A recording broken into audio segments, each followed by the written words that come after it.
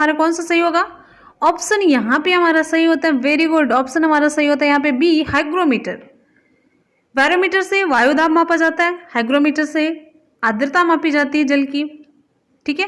Fathometer से समुद्र की गहराई मापी जाती है, समुद्र की गहराई मापी जाती है। और ये मर्केली स्केल से क्या होता है? भूकंप की तीव्रता, ठीक है। मार्क्स मिलते हैं, ठीक है। पौधों की पत्तियों से पानी के वाष्पीकरण को क्या कहते हैं? Transpiration, respiration, suspension, evaporation. Option हमारा यहाँ पे कौन सा सही होगा? ऑप्शन यहाँ पे हमारा सही होता है ए, ट्रांसपिरेशन। पौधों की पत्तियों से पानी के वाष्पीकरण को हम कहते हैं ट्रांसपिरेशन कहते हैं, और इसे पोटोमीटर नामक यंत्र से मापा जाता है। क्लियर है? पोटोमीटर नामक यंत्र से इसे मापा जाता है। आगे चलते हैं। वाष्पीकरण की प्रक्रिया कहाँ से होती है? पत्तियों में छोटे छोटे छिद्र पाए जाते हैं, पत्तियों में छोटे छोटे छिद्र पाए जाते हैं, जिसे हम कहते हैं स्टोमेटा। स्टोमेटा के द्वारा पानी वाष्पित होता है। आगे चलते हैं। पौधों के विकास के लिए मिट्टी की पीएच कितनी अनुमानित मात्रा सबसे अनुकूल है? पौधों के विकास के लिए मिट्टी की पीएच की कितनी अनुमानित मात्रा सबसे अनुकूल है?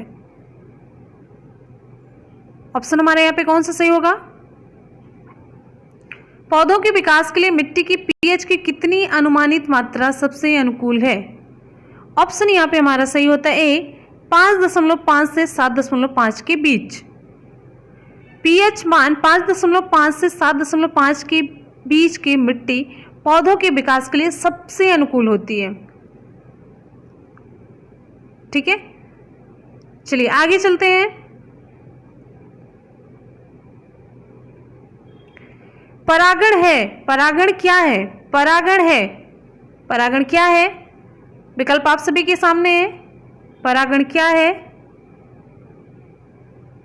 विकल्प आप लोग आराम से पढ़ लीजिए। तो यहाँ पे हमारा ऑप्शन सही होता है, वेरी गुड। परागकोश से स्टिग्मा तक पराग का संचार। परागकोश से परागकण निकलते हैं जो कि स्टिग्मा तक यहाँ पे पहुँचते हैं। परागकणों का परागकोश से निकल करके वर्तिकाग्र पर पहुँचना क्या कहलाता है? परागण। ये परागकोश ये नर भाग हो जाता है और यहाँ पे ये मादा भाग हो जाता है, और इसके बाद होती है निषेचन की प्रक्रिया। आगे क्वेश्चन की तरफ चलते हैं। अभिकथन दिया है, एक अभिकथन और एक कारण नीचे दिए गए हैं। अभिकथन है पत्तियों का रंग हरा है। कारण दिया है क्लोरोफिल एक हरा वर्णक पत्तों में मौजूद है। सही विकल्प चुनिए। ए सही है या आर सही है, या ए आर की व्याख्या या आर ए की व्याख्या क्या है? विकल्प आप सभी के सामने है। कौन सा ऑप्शन हमारे यहाँ पे सही होगा? आप लोग आराम से ध्यान से क्वेश्चन को पढ़ लीजिए। ऑप्शन यहाँ पे हमारा सही होता है ए और आर दोनों सत्य हैं। पत्तियों का रंग हरा होता है, ये भी सत्य है, और क्लोरोफिल नामक एक हरा वर्णक पत्तों में मौजूद होता है, तो आर ए की सही व्याख्या भी है। इस क्लोरोफिल की वजह से ही पत्तियों का रंग हरा होता है। क्लियर है? चलिए, और क्लोरोफिल पौधों द्वारा होने वाली प्रकाश संश्लेषण की प्रक्रिया में सहायक होती है। प्रकाश संश्लेषण पौधों के भोजन बनने की प्रक्रिया को हम प्रकाश संश्लेषण कहते हैं, फोटोसिंथेसिस कहते हैं, जिसके उपरांत पौधे अपना भोजन बनाते हैं और कौन सी गैस बाहर निकालते हैं? ऑक्सीजन गैस बाहर निकालते हैं, और प्रकाश संश्लेषण की प्रक्रिया में कार्बन डाइऑक्साइड गैस अंदर लेते हैं। अगला क्वेश्चन आप सभी की स्क्रीन पे, जियोट्रॉपिज्म क्या है? जियोट्रॉपिज्म क्या है? विकल्प आप सभी के सामने। जल्दी से फटाफट से आप लोग रिप्लाई करिए, और आप लोग वीडियो को लाइक जरूर करते रहिएगा। तो लाइक और शेयर करना बिल्कुल भी ना भूलिएगा, और आप लोग अपनी स्कोरिंग साथ साथ में करते रहिएगा और अच्छे से पढ़ाई करते रहिएगा, जिससे कि टेस्ट देने में अच्छा लगे। ऑप्शन यहाँ पे हमारा सही होता है एक, गुरुत्वाकर्षण की प्रतिक्रिया के रूप में पौधों की वृद्धि। गुरुत्वाकर्षण की प्रतिक्रिया, यानी कि गुरुत्वाकर्षण के साथ साथ या गुरुत्वाकर्षण के विपरीत पौधों में वृद्धि हो रही, इसी को हम कहते हैं जियोट्रॉपिज्म। जैसे जो जड़ें होती हैं, जो जड़ देखिए, जैसे ये गमले में पौधा लगाया आपने, तो जड़ें नीचे की तरफ जाती हैं और तना ऊपर की तरफ जाता है। तो ये जो जड़ें होती हैं धनात्मक जियोट्रॉपिज्म दिखाती हैं।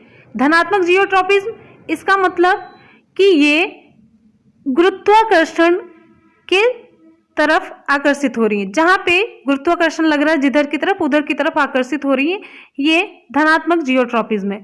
और ये तना, यहाँ पे जो तना ऊपर की तरफ जा रहा है, ये गुरुत्वाकर्षण के विपरीत जा रहा है, तो इसी को हम कहते हैं ऋणात्मक जियोट्रॉपिज्म। क्लियर है? अगला क्वेश्चन आप सभी की स्क्रीन पे, और यहाँ पे सूर्य की रोशनी की प्रतिक्रिया के रूप में पौधों की वृद्धि क्या कहलाती है? ये कहलाती हेलियोट्रॉपिज्म। हेलियोट्रॉपिज्म, ठीक है। अगला क्वेश्चन आप सभी की स्क्रीन पे, निम्नलिखित में से कौन सा विकल्प पराश्रयी पौधे या पैरासिटिक प्लांट का उदाहरण है? निम्नलिखित में से कौन सा विकल्प पराश्रयी पौधे या पैरासिटिक प्लांट का उदाहरण है? ऑप्शन यहाँ पे हमारा कौन सा सही होता है? ऑप्शन यहाँ पे हमारा सही होता है बी, अमरबेल घसकुटा। ऑप्शन हमारा सही होता है अमरबेल या घसकुटा। ये पराश्रयी पौधे का उदाहरण है। इसमें क्या होता है, पत्तियां नहीं होती, पर्णहरिम का पूरा अभाव होता है, इसी वजह से अपना भोजन नहीं बना पाते। इसका जो तना होता है, जिसपे आश्रित रहते हैं, उसके चारों ओर क्या होता है, ऐसे लिपट जाता है, और बीच बीच में स्थान स्थान पर परजीवी मूल निकल करके पोषक के तने के जाइलम में, बीच बीच में जाइलम और फ्लोएम ये घुस जाता है। परजीवी मूल जड़ें निकल करके इस तरीके से पोषक, यानी कि जिसके शरीर पे लपटा, जिस पौधे के शरीर पे, उसमें ये जड़ें घुस जाती और वहां से भोजन और खनिज लवण, जल, ये सब ये प्राप्त करते हैं। जाइलम से जल प्राप्त करते हैं और खनिज लवण प्राप्त करते हैं, फ्लोएम से ये भोजन प्राप्त करते हैं। इस तरीके से ये पैरासिटिक प्लांट, पराश्रयी पौधे होते हैं। अगला क्वेश्चन आप सभी की स्क्रीन पे, सर जगदीश चंद्र बोस द्वारा पौधों में वृद्धि को नापने हेतु उपकरण का नाम क्या है? Most important question. जितने भी क्वेश्चन यहाँ पे हम लिए हैं सभी एग्जाम में खूब पूछे गए हैं, कई बार पूछे गए हैं, जितने भी एग्जाम होते हैं। अगला क्वेश्चन आप सभी की स्क्रीन, सर जगदीश चंद्र बोस द्वारा पौधों में वृद्धि को मापने हेतु निर्मित उपकरण का नाम क्या है? ऑप्शन यहाँ पे हमारा सही होता है एक, केस्कोग्राफ। केस्कोग्राफ ऑप्शन हमारा सही होता है, ठीक है। आगे पॉलीग्राफ, ये है झोंट पकड़ने वाली मशीन। ये कार्डियोग्राफ, हृदय स्पंदन की दर मापी जाती है इससे। अगला क्वेश्चन आप सभी की स्क्रीन पे, पौधों के विकास को मापने के लिए प्रयुक्त एक उपकरण केस्कोग्राफ का आविष्कार किसके द्वारा किया गया? सेम ऐसे भी क्वेश्चन पूछा गया, तो ऑप्शन यहाँ पे हमारा कौन सा सही होगा? डी, अभी मैंने बताया आपको, जगदीश चंद्र बोस। अगला क्वेश्चन आप सभी की स्क्रीन पे, पौधों में पाया जाने वाला नीला, बैगनी या लाल फ्लेवोनॉइड वर्णक की उपस्थिति के कारण क्या होता है?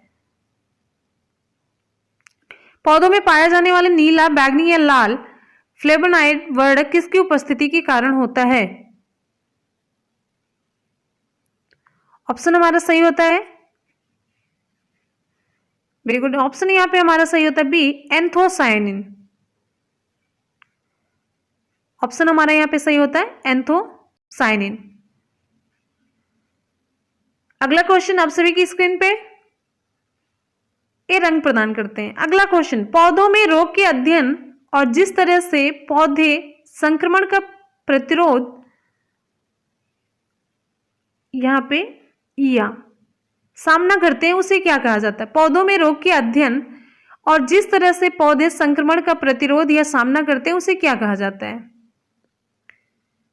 ऑप्शन हमारे यहाँ पे कौन सा सही होगा? Pathology, physiology, phytopathology, photomorphogenesis. Option यहाँ पे हमारा सही होता है सी, फाइटोपैथोलॉजी। फाइटोपैथोलॉजी के अंतर्गत क्या आता है? पौधों में रोग और उसके निदान से संबंधित क्रियाकलापों का अध्ययन किया जाता है, और ये जबकि पैथोलॉजी में सामान्य रूप से रोग व उनके निदान के बारे में अध्ययन किया जाता है। पैथोलॉजी और फाइटो मीन्स यहाँ से प्लांट से हो गया। अगला क्वेश्चन आप सभी की स्क्रीन पे, पृथ्वी का जल चक्र किसके द्वारा संचालित होता है? पृथ्वी का जल चक्र किसके द्वारा संचालित होता है? हवा, चंद्रमा, सूर्य, पृथ्वी। मोस्ट इंपॉर्टेंट लेकिन इजी सा क्वेश्चन है। ऑप्शन यहाँ पे हमारा सही होता है सी, आप सभी को पता है सूर्य। पृथ्वी का जल चक्र सूर्य द्वारा संचालित होता है। आप सभी जान रहे हैं, जो जलाशयों में जल है उसका वाष्पीकरण होता है सूर्य के प्रकाश की वजह से ही। फिर उसके बाद से संघनन की प्रक्रिया, बादलों का बनना, फिर वर्षा के रूप में जल का बूंदों के रूप में फिर से पृथ्वी पर आना, ये सभी सम्मिलित है। ये जल चक्र इसी तरीके से कॉन्टिन्यूसली चलता रहता है और चंद्रमा ज्वार भाटा के लिए उत्तरदायी होता है। अगला क्वेश्चन आप सभी की स्क्रीन पे, पौधों का कौन सा हिस्सा पानी और खनिज के परिवहन को सक्षम करता है? यानी कि पानी और खनिज लवण के परिवहन के लिए पौधे का कौन सा भाग काम करता है? तना, फ्लोएम, जाइलम, डंठल। अभी मैंने जस्ट बताया अमरबेल वाले क्वेश्चन में। ऑप्शन यहाँ पे हमारा सही होता है सी, जाइलम। जैसे यहाँ पे देखिए जल हो गया और खनिज लवण हो गया जो लिक्विड वाले हो गए। अब यहाँ पे देखिए जो फ्लोएम है, अब जाइलम में जल हो गया तो फ्लोएम में इस तरीके से भोजन, आप थोड़ा सा ऐसा टिक लगा सकते हैं। तो पौधों में जाइलम द्वारा जल तथा खनिज लवण का संवहन होता है, जबकि फ्लोएम भोज्य पदार्थों का संवहन करता है। जो पौधे भोजन बनाते हैं, पत्तियों में भोजन संचित होता है तो यहाँ से फ्लोएम के द्वारा विभिन्न भागों में पहुंचाया जाता है और जड़ों से इस तरीके से जल और खनिज लवण का संवहन किया जाता है। क्लियर है? अगला क्वेश्चन आप सभी की स्क्रीन पे ध्यान से पढ़ लीजिए। वातावरण में यहाँ पे देखिए, वातावरण में कार्बन डाइऑक्साइड की वृद्धि निम्न कारणों में से किसके कारण होती है? मोस्ट इंपॉर्टेंट क्वेश्चन, वातावरण में कार्बन डाइऑक्साइड की वृद्धि निम्न कारणों में से किसके कारण होती है? विकल्प आप सभी पढ़ लीजिए आराम से, ध्यान से। आप सभी की स्क्रीन पे क्वेश्चन है। Very good. ऑप्शन यहाँ पे हमारा कौन सा सही होता है? ऑप्शन यहाँ पे हमारा सही होता है सी, 1, 2 और 3। 1, 2 और 3 जीवाश्म ईंधन के ज्यादा इस्तेमाल से, वनों की कटाई से, 3 वाहनों की संख्या में वृद्धि से। अब यहाँ पे देखिए सौर हीटरों की ज्यादा इस्तेमाल से वातावरण में कार्बन डाइऑक्साइड की मात्रा में वृद्धि नहीं होगी, जबकि ये जीवाश्म ईंधन के ज्यादा जलने से, वनों की कटाई से, वाहनों की संख्या में वृद्धि से वातावरण में कार्बन डाइऑक्साइड की वृद्धि होती रहती है। और आप सभी को पता है कार्बन डाइऑक्साइड की वृद्धि से क्या हो रहा है? ग्लोबल वार्मिंग हो रही है। अगला क्वेश्चन आप सभी की स्क्रीन पे, निम्नलिखित में से कौन सा यौगिक गुर्दे की पथरी का निर्माण करने वाला सर्वाधिक सामान्य यौगिक है? Calcium oxalate, magnesium oxide, sodium bicarbonate, magnesium citrate. Option हमारा यहाँ पे कौन सा सही होगा? ऑप्शन यहाँ पे हमारा सही होता है कैल्शियम ऑक्सलेट। गुर्दे की पथरी का निर्माण करने वाला सामान्य यौगिक है calcium oxalate. Most important question है ये। और जब गुर्दे में पथरी हो जाती है तो गुर्दे का कार्य बाधित हो जाता है। फ्रेंड्स, आप सभी लोग अपना फीडबैक जरूर दीजिएगा, आपका फीडबैक हमारे लिए बहुत ही जरूरी होता है। अगला क्वेश्चन है, शरीर के किस भाग में पित्तरस या बाइल जूस का उत्पादन होता है? हृदय, फेफड़े, गुर्दे, यकृत। ऑप्शन यहाँ पे हमारा कौन सा सही होगा? Very good. ऑप्शन हमारे यहाँ पे सही होता है डी, यकृत। पित्त का सेक्रेशन करना यकृत का मुख्य कार्य, प्रमुख कार्य है। अगला क्वेश्चन चलते हैं। पित्त, एक चीज जानिएगा, क्षारीय तरल होता है। पित्त क्षारीय होता है, इसका नेचर क्षारीय होता है। क्वेश्चन पूछा गया इसलिए बता रहे हैं। अगला क्वेश्चन, निम्नलिखित में से कौन सा विकल्प कृत्रिम पैर है? कृत्रिम पैर के बारे में पूछा जा रहा है। Athlete's foot, Jaipur foot, crow foot, tender foot. Option यहां पे हमारा सही होता है B, Jaipur foot. Jaipur foot, जिसे जयपुर पांव भी कहा जाता है, ये रबर से बना कृत्रिम पैर है और ये ऐसे व्यक्तियों के लिए होता है जिनका पैर कहीं घुटने के नीचे से क्षतिग्रस्त या कटा हुआ हो। और इसकी रचना किसने की थी? Doctor P.K. सेठी ने की। अगला क्वेश्चन आप सभी की स्क्रीन पे, निम्नलिखित में से कौन सा अलैंगिक प्रजनन का एक प्रकार नहीं है? ये पूछा जा रहा है। ठीक है, मुकुलन, बाइनरी फिजन, विखंडन, परनिषेचन, क्योंकि इसमें 3 है जो कि अलैंगिक प्रजनन से रिलेटेड है, तो यहाँ पे अलैंगिक प्रजनन का एक प्रकार नहीं है। ऑप्शन हमारा सही होता है डी, परनिषेचन। अलैंगिक प्रजनन जिसमें नर और मादा की जरूरत नहीं पड़ती, नर और मादा पौधे की जरूरत नहीं पड़ती, या जंतुओं में भी यही होता है। पौधे के किसी एक भाग से दूसरा पौधा उत्पन्न हो जाता है, वो होता है अलैंगिक प्रजनन। तो यहाँ पे ऑप्शन हमारा सही होता है परनिषेचन। परनिषेचन अलैंगिक प्रजनन का प्रकार नहीं, ये पौधों में परागण का एक प्रकार है जिसे हम परपरागण कहते हैं। ठीक है, अगला क्वेश्चन आप सभी की स्क्रीन पे, मानव शिशु के शरीर में हड्डियां कितनी होती हैं? मानव शिशु के शरीर में कितनी हड्डियां होती हैं? 206, 234, 270, 254।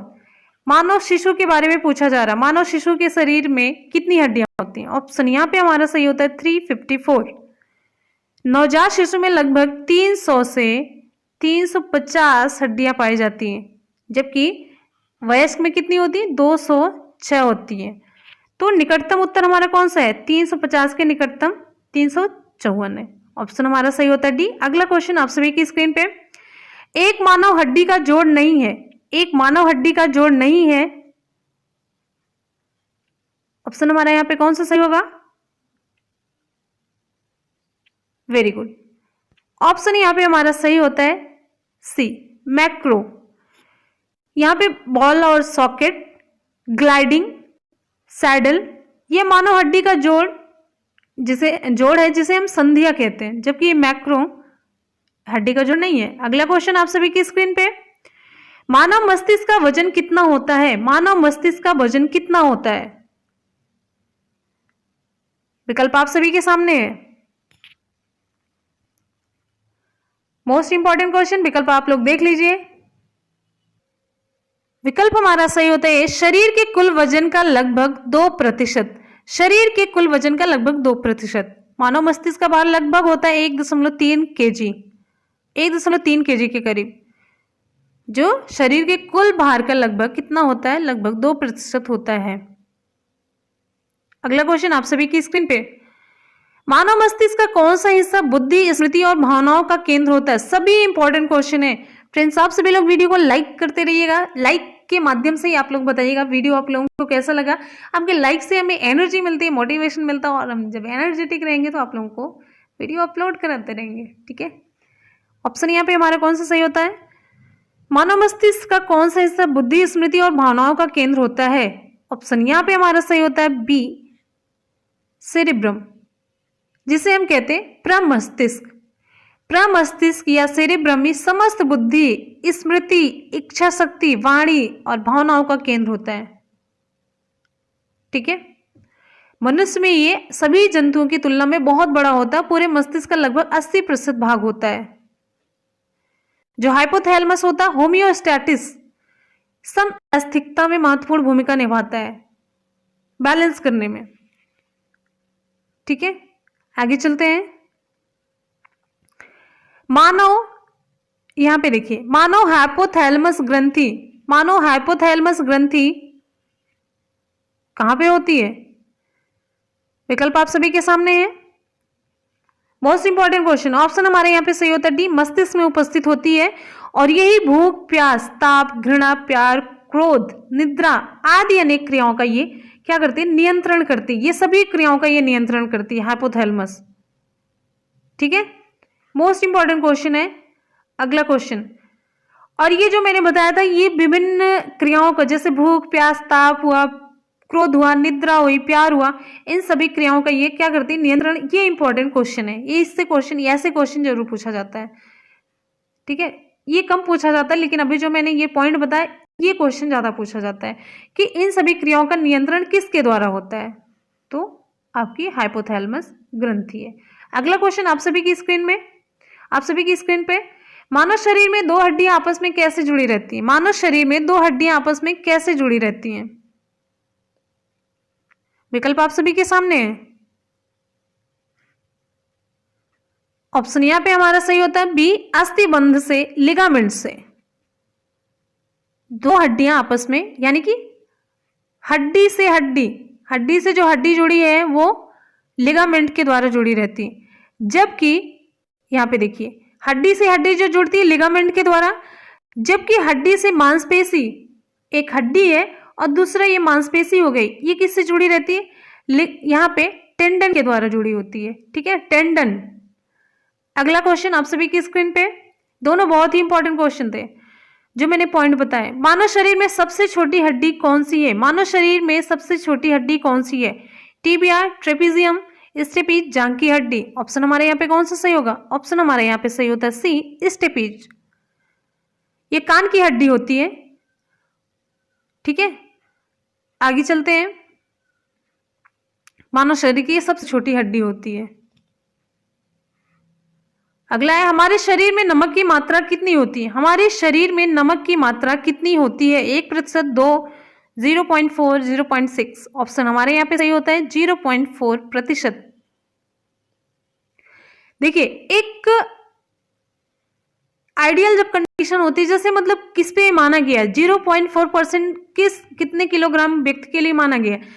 एक 50 अगर केजी का व्यक्ति है, 50 किलोग्राम वाले व्यक्ति के शरीर में लगभग 200 ग्राम नमक उपस्थित होता है। 200 ग्राम नमक उपस्थित होता है, यानी कि मानव के शरीर में नमक की मात्रा लगभग कितनी हुई? अगर आप निकालते हैं 0.4% होती है। ठीक है, अगला क्वेश्चन आप सभी की स्क्रीन पे।